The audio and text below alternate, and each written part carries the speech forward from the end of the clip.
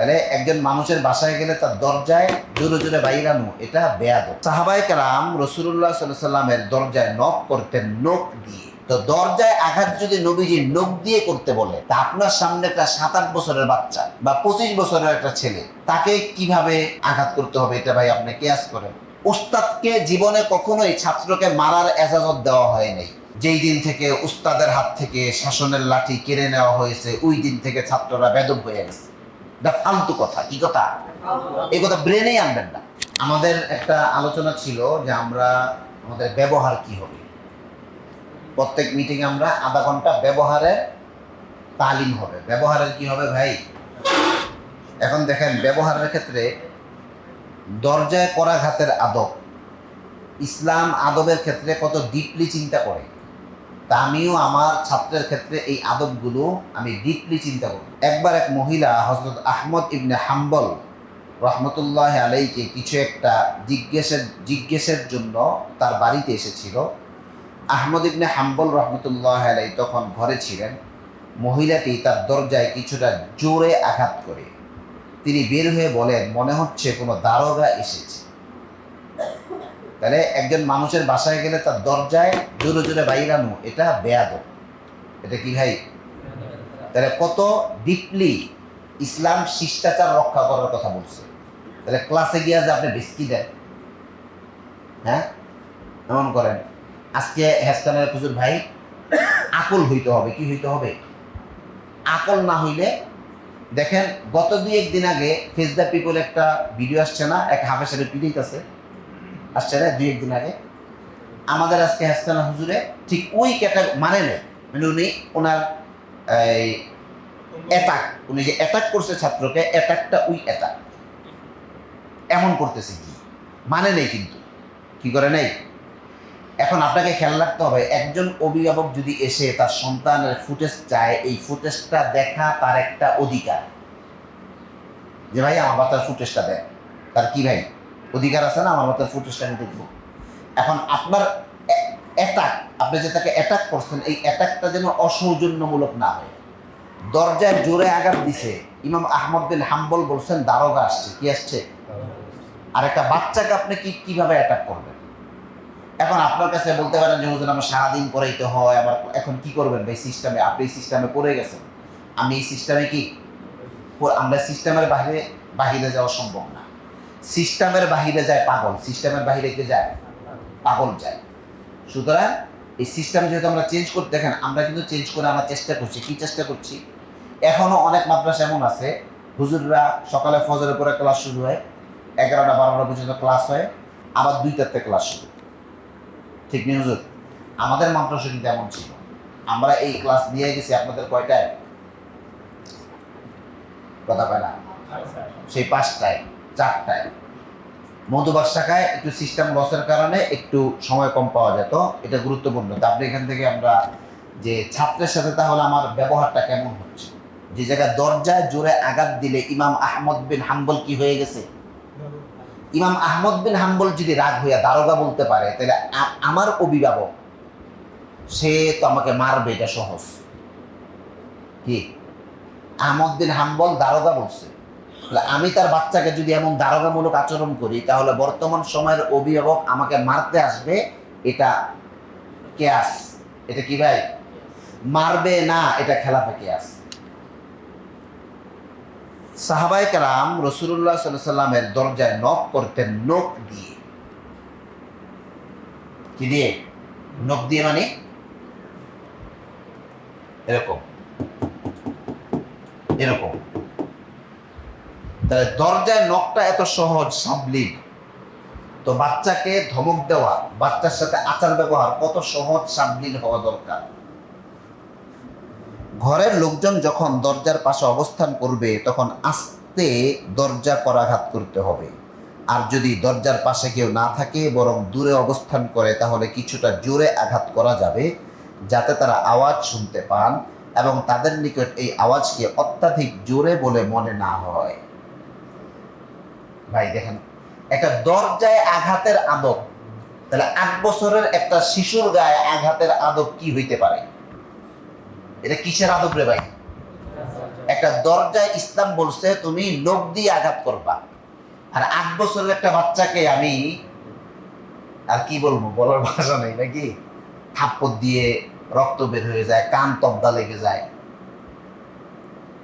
মাথা ভেঙে যায়। খুব গুরুত্বপূর্ণ ভাই, দরজায় আঘাত করতে বলছে নখ দিয়ে। এখন অনেকে আছে যে ভাই আমি কি ছাত্রের পূজা করবো নি? ভাই এটা ছাত্রের পূজা না, এটা হইলো আমি সচেতন, আমি আদব মানি। আচ্ছা, এরপরে দেখেন, দরজায় একবার আঘাতের পরক্ষণেই দ্বিতীয়বার করাঘাত না করা। ছাত্রকে শাসনের একটা আদব আছে আমাদের, ওই যে মেসার উস্তাদের মধ্যে আছে, একই জায়গায় পরপর 2 বার বাড়ি না দেয়। হুজুর মনে আছে এরকম তালিম আমরা করছিলাম? হ্যাঁ, আমাদের একটা উসুল ছিল পুরান বাজারে, একই জায়গায় পরপর 2 বার কি না করা, প্রহার না করা, বরং মাঝে কিছু সময় অপেক্ষা করা। আল্লাহু আকবার। দরজায় আঘাতের এই আদব, তাহলে ছাত্রের শরীরে আঘাতের কি আদব হইতে পারে? যাতে ব্যক্তির হাতের কাজ শেষ করতে পারে।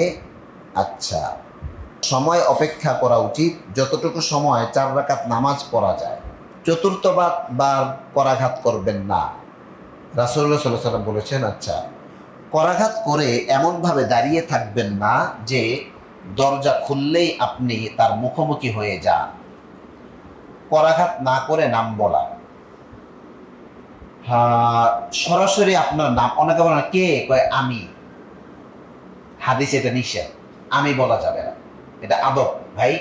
সবার সাথে যদি আমরা আদব রক্ষা করতে পারি, গার্ডিয়ানের সাথে, আপনার কাছে বই নিতে আসছে বইওয়ালার সাথে, সবার সাথে আদব রক্ষা।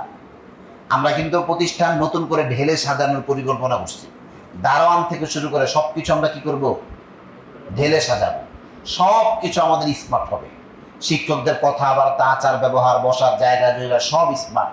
আমরা চেষ্টা করবো শিক্ষকদের থাকার জায়গাগুলো আরো সুন্দর করতে। ওই যে আজিবুল্লাহ সাহেব যে ওনার রুম সাজাইছে, ঠিক এরকম ওই নামটি বলুন যে নামে তারা আপনাকে চিনবে। কখনো বলবেন না আমি বা একজন ব্যক্তি। হযরত জাবের ইবনে আব্দুল্লাহ রাদিয়াল্লাহু তাআলা আনহু থেকে বর্ণিত, তিনি বলেন, আমি একবার রাসূলুল্লাহ সাল্লাল্লাহু আলাইহি সাল্লামের সাথে সাক্ষাৎ করতে যাই, দরজায় করাঘাত করি, তিনি পরিচয় জিজ্ঞেস করলে বলি আমি। রাসূলুল্লাহ সাল্লাল্লাহু আলাইহি সাল্লাম তখন বলেন আমি আমি, অর্থাৎ এভাবে উত্তর দেওয়াটা তার অপছন্দ ছিল। নবী আলাইহিস সালাতু সালাম বলছেন তুমি দরজায় আঘাত করবে কি দিয়ে? এটা নবীজির হাদিস।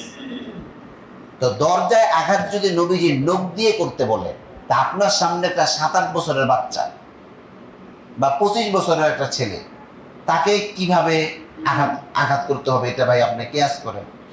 1, 2 নাম্বার, অনেক সময় আমরা একটা বাচ্চার সাথে রূঢ় ব্যবহার করলে গার্জিয়ান ক্ষিপ্ত হয় না? ক্ষিপ্ত হইলে আমরা বলি যেই দিন থেকে উস্তাদের হাত থেকে শাসনের লাঠি কেড়ে নেওয়া হয়েছে, ওই দিন থেকে ছাত্ররা বেদব হয়ে গেছে। এটা ফালতু কথা। কি কথা? এই কথা ব্রেনেই আনবেন না। উস্তাদকে জীবনে কখনোই ছাত্রকে মারার এজাজত দেওয়া হয় নাই। কোন হাদিস আছে ভাই নবীজির কোন বলকে নবী আলাইহিস সালাতু ওয়াস সালাম নামাজে দুষ্টামি করছে, নামাজে ব্যাঘাত সৃষ্টি করছে, কিছু বলেন নাই। তো এগুলো একটা সিন্ডিকেট বসে রয়েছে, সিন্ডিকেট। ছাত্রকে মারা উস্তাদের অধিকার, এটা প্রচার করে, এটা একটা কি সিন্ডিকেট। আমরা সিন্ডিকেটের মধ্যে থাকবো না। তো হ্যাঁ, সিন্ডিকেট ভেঙে দিব। তো দেখেন, আমরা অনেক সময় ভুলে যদি হয়ে যায়, গার্জিয়ান ক্ষিপ্ত হয়ে আসলে এই উস্তাদ মনে মনে হইলেও বলে যে আমার সাথে বেদবি করলো, এই সমস্ত পোলাপানের লেখাপড়া হইব না। ঠিক না ভাই? বুঝার বিষয় লেগা ইমাম আহমদ বিন হাম্বলের দরজায় একজন মহিলা 2-3 বার জোরে বাড়ি দিছে। ইমাম আহমদ বিন হাম্বল বের হইয়া বলছে এটা কি মহিলা না দারোগা?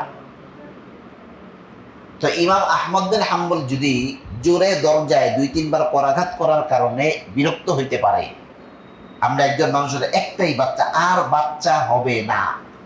ইন্ডিয়াতে চিকিৎসা করেছে, বাংলাদেশের ডাক্তার শেষ, ইন্ডিয়ার ডাক্তার বইলা দিছে যে আপনার ঘোরাঘুরি করেন না, আপনার আর কি হবে না। আর হ্যাঁ, ওই একটা বাচ্চারা যদি আপনি মারেন কি করবা? গুল্লি করবো।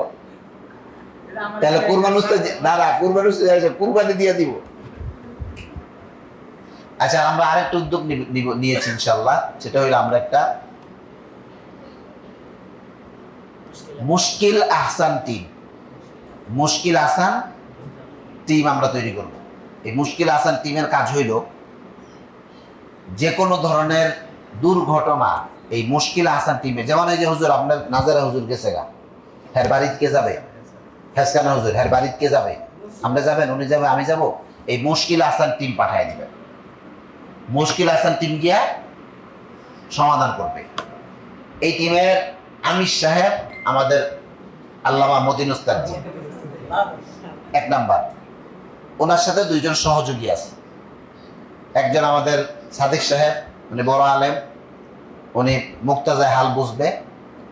আর আরেকজন হলেন আমাদের সাইফুল উস্তাদ জি, ওনার বাড়ি নোয়াখালী, উনি চতুর আছে, এরা কোন জায়গায় এরা ধরতে হইব। তো তিনজন মিলে, আর মতিন উস্তাদ জি উনি এক জায়গায় গিয়ে দাঁড়াইলে যে মাশাল্লাহ আইছে, একটা লোক আইছে রামদান ভাই, তো এর মুশকিল আহসান জামাত এটা আমরা বানাবো ইনশাল্লাহ। তাহলে এখান থেকে আমরা সবাই সবকটা ইয়াদ হয়েছে গেল এটা। এখন আমরা একটু লেখাপড়া ঢুকবো। ফ্রিতে স্পোকেন পড়া, আচ্ছা আরবি